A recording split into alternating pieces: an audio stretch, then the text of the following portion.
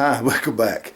It's been a while since I've done anything, so I'm at Elk Camp right now. So that's the reason why usually when I come out, I bring a knife to torture.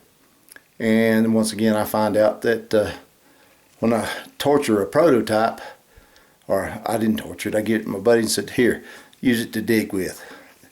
So he flipped some ivories out of an elk, and the tip broke off a little bit. So, you know, it's no big deal. It's easy to fix.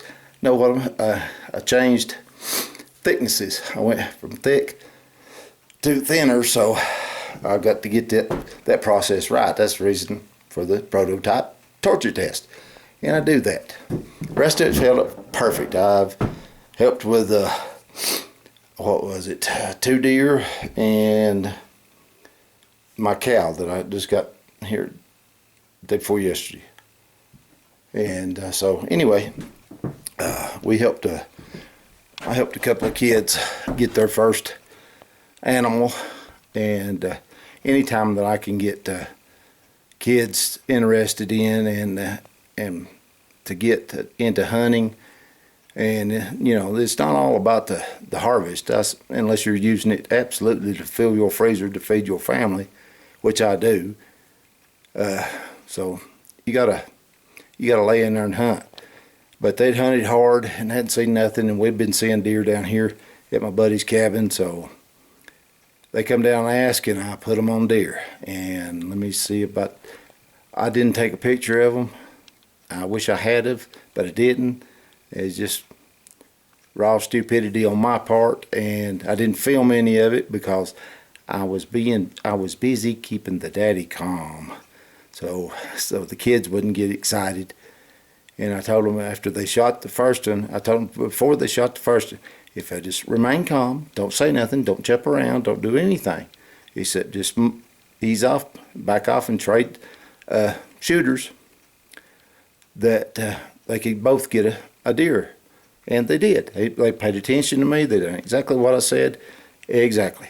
And I can't be no more proud of the two, a brother and sister. And well, I've got their names, so I can't remember hers. Hers is, we just call her AD. And the brother's name's Lucas. And I'll show you the picture up here on the wall of shame. And it's a shame we ain't got more of them, and a shame they ain't bigger. So anyway,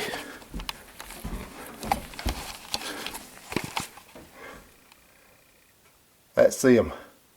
They got 2 fine does, and they both, you can see, hopefully you can see that they have been blooded for their first animal, ever animal hunted. So yes, we was tickled and proud of them. And here's a little beauty that we seen on the side of the road, an albino mule deer, buck. The only thing that's black on it other than the nose is the tip of the tail. And it's a little buck. Just a little button buck. And we helped Paul, this fella, Paul, helped him get one. So it's a cow and his little dog Jack.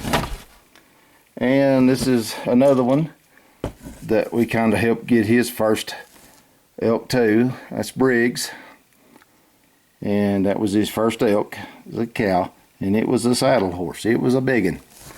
And then his daddy, several years ago back, we got him his first deer, first mule deer, and what a whopper we got him. So anyway, we was tickled to death to do that. And then here's my cow right there. Now the ugly fella in there, don't pay no attention to him. But the knife right there, do a shameless plug there on me for my knives.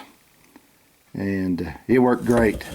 It worked great, and it's still working just super. Super, super, super. Oh, I'm in the house right now. Taking me a break from cutting up elk. Buddy had to go to town to get a bunch of stuff there today for us winterizing the cabin, because we're going to leave in the morning. So, got to get all this done. So, I figured I've been sick. About every year I come out here, I get some sort of sickness, but this time I had to go to the doctor. But other than that, I'm over it now. I'm better, and we've hunted hard. It hadn't stopped me from hunting. We've just been running and gunning and going and glicing and trying to find elk.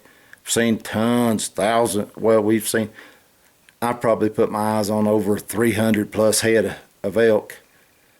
And where we could get a hold of them, where we could connect with them, there wouldn't be a legal bull in the bunch. Be spikes. We seen one herd had 11 spikes and 6 cows.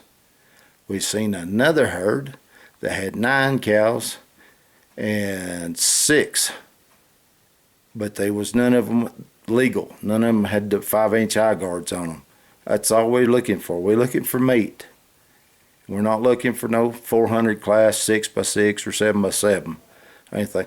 Possibly it could happen, but not likely where we're hunting. But where we're at is a good meat producing unit, and that's what we're trying to do, is fill the freezers so that we don't have to buy this Bidenized meat out here that's 10 times the price it was under Trump. So, and yes, I am a little political. If you don't like it, turn it off. Go on. But that's my opinion.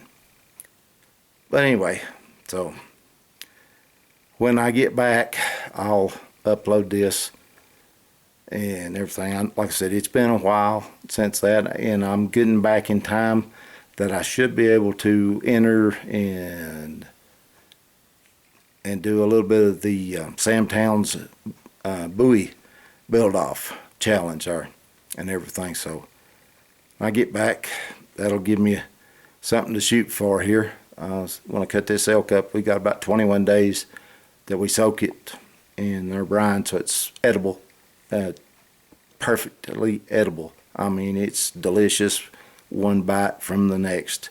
No toughness, no anything after we do that. Except for the cow last year, she was just tough. And you wear out 2 sets of teeth even on a hamburger on her. She was tough, but she tasted real good. And I don't mind. Oh, so anyway, that's just a little update of me here at Elk Camp. So when I get back, like I said, I'll load this up. So till next time, it's Bobby Shields saying, God bless.